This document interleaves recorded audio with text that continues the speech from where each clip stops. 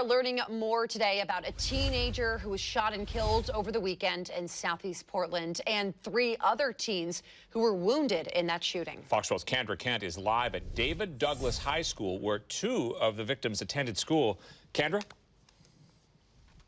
Yeah, that's right, Pete. And Portland police at this point have not identified the victims, but David Douglas School District is saying that 2 of those victims, including that teenager who died, did attend this school here. Now, the district says that their thoughts are with everyone who was shot and their families as well.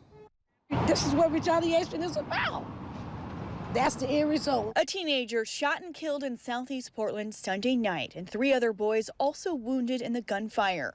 One of them now fighting for his life in the hospital. Portland police have yet to identify the victims or offer any insight into what exactly happened here along Southeast 162nd and Stark.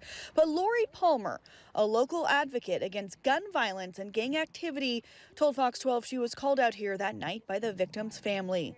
Right now, we got people just loose. Right now, their heart is broken. The teen who died was a student at the David Douglas School District, as is one of the other wounded teens, according to district officials who sent out a letter of the news to students, teachers, and parents. It said in part, "We are holding the families of all 4 victims deep in our thoughts, and we acknowledge that this is a traumatic event for all who know them, including both staff and students, whether former or current."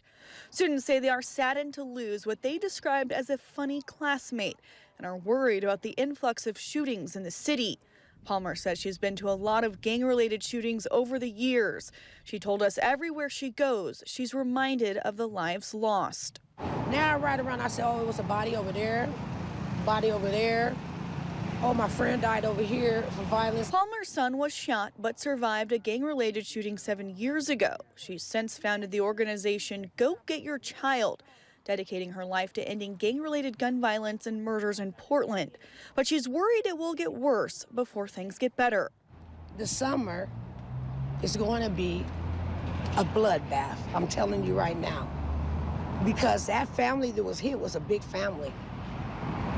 And so that family is connected to a lot of other families. A lot of people hurt over them youth. Her hope that this tragedy can serve as a real wake-up call and bring other voices out demanding change. 2 years after the pandemic, let's start talking and getting people out in the fresh air and talking and having conversations about violence, conversations about how do we relate to one another.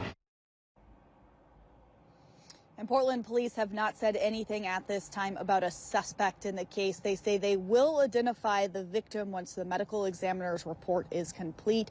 Meanwhile, officials here with the David Douglas School District say they do have counselors available for anyone who needs some extra support during this tough time.